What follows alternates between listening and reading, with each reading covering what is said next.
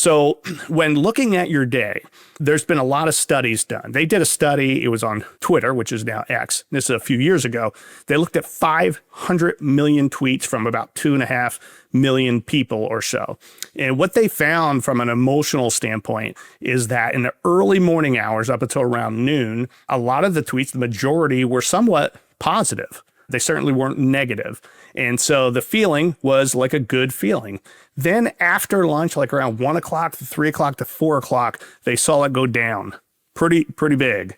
And the emotions turned. They were a little bit more negative. But then after dinner, early evening, all of a sudden it went up again. The moods of people changed and it was a little bit more positive, a little bit more constructive. Basically, they found that for everybody on planet Earth, you have a peak part of the day, which tends to be the morning. You have a trough, which tends to be mid-afternoon, maybe late afternoon. And then you have a rebound that comes in the early evening hours and could last through the rest of your evening.